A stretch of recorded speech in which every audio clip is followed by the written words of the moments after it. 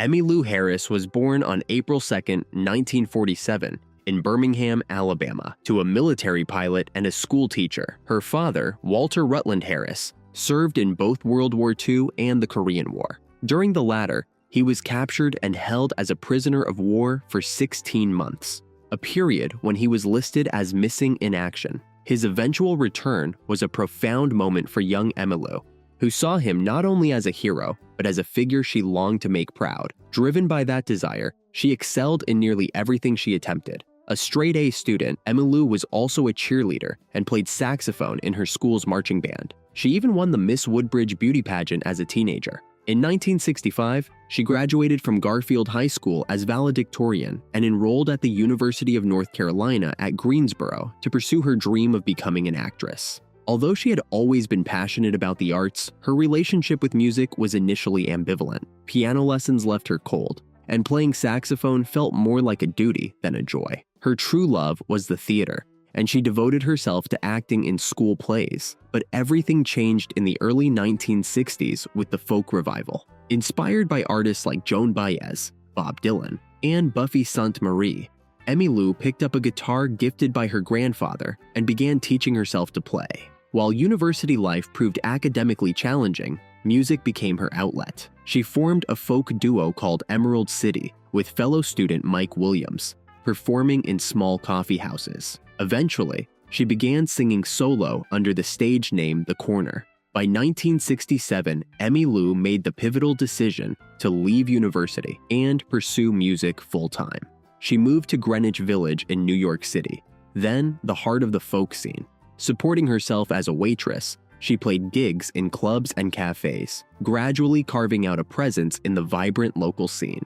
It was during this time that she met songwriter Tom Slocum. Their romance quickly led to marriage in 1969 and the birth of a daughter. Despite these life changes, Harris remained committed to her music. She built connections among the New York folk community and eventually signed a deal with Jubilee Records. Her debut album, Gliding Bird, released in 1970, included several of her own compositions, as well as a track written by Slocum. But the timing was disastrous. Jubilee went bankrupt shortly after the release, and the album received no promotion, fading into obscurity. Disillusioned but undeterred, Emmylou and Tom moved to Nashville in hopes of rebuilding their careers. But the strain of failure took its toll, and the couple soon divorced. Emmylou returned to her parents' farm near Washington, D.C., bringing her daughter with her. At that point, she seriously considered giving up music for good. As she later admitted, she believed her brief stint in the industry was over. But music, as it turned out, wasn't finished with her. With few job prospects in DC and no fallback plan, Harris returned to what she knew best: singing. She began performing once more in local clubs and bars. And then, just when her career seemed stalled, fate intervened. During one of her performances, Emmylou Harris caught the attention of members of the Flying Burrito Brothers, who were unwinding after a show. They were captivated by her voice and stage presence. Word quickly reached Graham Parsons, former frontman of the Burrito Brothers, who happened to be looking for a female vocalist to sing harmonies on his upcoming solo project. Intrigued by his former bandmate's recommendation, Parsons attended one of Harris's shows. He was immediately struck by her vocal range and emotional depth. He invited Emmylou to Los Angeles to work on his solo album, GP, released in 1972. Although the album wasn't a commercial success, it marked the beginning of a powerful musical and personal connection. More than just a gig, this opportunity gave Emmylou a mentor who introduced her to the heart of country rock and helped her find her own artistic identity. She toured with Parsons and his backing band, the Fallen Angels, and in 1973 returned to the studio with him to record what would be his second and final album, Grievous Angel. Tragically, just months later, in September 1973, Graham Parsons died of a drug and alcohol overdose in a California motel room. His sudden death devastated Harris, but rather than retreat, she chose to carry on his legacy. Determined to continue the musical path they had started together, Harris formed her own group, Angel Band, and began performing again. Around this time, Parsons' former representative at Warner Bros. Records, Mary Martin, took an active interest in launching Harris's solo career. She introduced Emmylou to Canadian producer Brian Aherne, who had recently gained recognition working with Anne Murray. Ahern saw something special in Harris. Together, they recorded Pieces of the Sky, her second solo album for Warner Brothers, released in 1975. This time, the results were different. The album reached number 7 on the Billboard Country chart and broke into the Billboard 200 at number 45, establishing Harris as a formidable new voice in country music. One track in particular stood out, Boulder to Birmingham. Co-written by Harris, the song served as a tribute to Graham Parsons and remains one of her most personal works. It blends sorrow, longing, and spiritual yearning into a hauntingly simple melody. The line, "I would rock my soul in the bosom of Abraham," echoes themes of gospel comfort and emotional devastation. The song didn't just grieve Parsons, it introduced Emmylou as an artist capable of articulating profound emotion with grace and clarity. Later that same year, Harris released her next album, Elite Hotel, which solidified her place at the forefront of the country scene. It became her first number 1 album on the Billboard Country chart and climbed into the top 25 on the Billboard 200. Her renditions of Together Again and Sweet Dreams became major hits, showcasing her ability to breathe new life into classic songs while making them undeniably her own. Together Again was a Buck Owens classic, but in the hands of Emmylou Harris, it became something entirely her own. Her interpretation was subtle and sensual, stripped of bravado and overflowing with tenderness. Supported by the delicate strains of a steel guitar, her voice conveyed a quiet longing that made the song feel almost prayer-like. It became one of her first radio hits and introduced her to a wider country audience, not just as a singer, but as a gifted interpreter who could breathe new meaning into the genre's most revered material. Then came Sweet Dreams, a more daunting challenge. Originally written by Don Gibson in 1955, the song was already a cornerstone of country music, covered memorably by legends like Patsy Cline and Roy Orbison. Yet, Emmylou's rendition stood apart. With a voice that was clear, angelic, and almost ethereal, she sang not with theatrical sorrow, but with restrained vulnerability. Where Cline's version was dramatic, Harris's felt like a quiet confession, as though she were whispering a grief too deep to name. Her version turned the song into a dreamlike meditation on love lost and the memories that refused to fade. This interpretation earned Harris a Grammy Award for Best Female Country Vocal Performance and solidified her place as one of country music's finest vocalists. Her performance of Sweet Dreams not only honored the original, it revealed new emotional layers and bridged generations of country listeners. It was one of those rare covers that stands alongside the original as a masterpiece in its own right. Through the late 1970s, Harris continued her remarkable run of success. She released a string of acclaimed albums: Luxury Liner, 1977, Quarter Moon in a 10-Cent Town, 1978, Profile, The Best of Emmylou Harris, 1979, and Blue Kentucky Girl, 1979.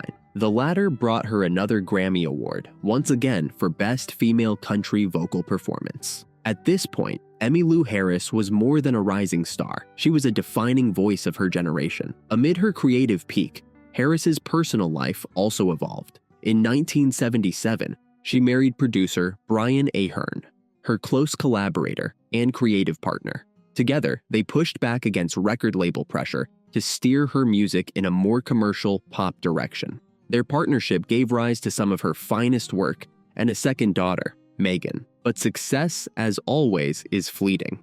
After the release of her acclaimed Christmas record, Light of the Stable, 1979, the bluegrass-inspired Roses in the Snow, 1980, and the compilation Evangeline, 1981, signs of strain began to appear. Though albums like Cimarron and White Shoes achieved modest commercial success, they were met with lukewarm responses from critics and fans alike. Whispers emerged that Harris's spark had faded, that the passion and originality of her 1970s work had given way to something more mechanical. The mounting pressure took its toll. Struggling creatively and emotionally, Harris began to blame Ahern for the downward spiral. Their marriage unraveled, and in 1983, they divorced. Searching for a new beginning, Harris returned to Nashville, determined to reinvent herself once again. Luck smiled on Emmylou Harris once again. In 1985, She teamed up with British singer-songwriter Paul Kennerly to create the Ballad of Sally Rose, a bold, semi-autobiographical concept album. Though it didn't perform strongly on the charts, critics immediately recognized it as a defining moment in her evolution. The album wove together elements of pop, folk, gospel, and blues, all grounded in the spirit of traditional country.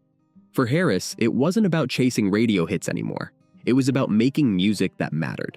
That same year, after touring together, Harris and Kennerly married. She followed it with 2 more solo projects, 13, 1986, and Angel Band, 1987. But her biggest commercial success came that same year with the release of Trio, recorded alongside Dolly Parton and Linda Ronstadt. A landmark collaboration, Trio became Harris's best-selling album to date, featuring beloved renditions of To Know Him Is to Love Him, Telling Me Lies, and Those Memories of You. The record was more than a hit. It was a celebration of 3 of country music's most distinct and powerful female voices coming together in harmony. Harris closed out the decade with Bluebird in 1988. But as the 1990s dawned, it wasn't hit records that defined her story. It was endings. She parted ways with Warner Bros. Records, who no longer believed in her relevance. She also ended her marriage to Paul Kennerly. In later interviews, Emmylou would reflect candidly on her personal life, calling her failed marriages the greatest disappointment of her life. She had always dreamed of a lifelong partnership like that of her parents, who were married for over 50 years. But despite her success on stage, that dream remained elusive. By the mid-90s, Harris was ready for reinvention. She teamed up with producer Daniel Lanois to create Wrecking Ball, the most experimental album of her career. Released in 1996, the record leaned into rock, ambient textures, and atmospheric production. Featuring songs by Neil Young, Jimi Hendrix, and Steve Earle, Wrecking Ball was a bold departure from anything Harris had done before. The title track in particular captured her artistic rebirth. With echoing guitars, haunting reverb, and an almost whispered vocal performance, Harris delivered a song that felt like a spiritual transmission, raw, reverent, and deeply human. It was no longer strictly country. It was something between alternative rock and ethereal Americana. Wrecking Ball was a triumph. It earned Harris the Grammy for Best Contemporary Folk Album and reintroduced her to a new generation of fans. More importantly, it affirmed her reputation as an artist, unafraid to evolve, and brave enough to break every rule with elegance. Although the commercial spotlight faded in the years that followed, Harris never stopped. She continued to record, collaborate with younger musicians, and perform at benefit concerts and festivals. Her voice, now weathered and rich with experience, still cuts through with startling clarity.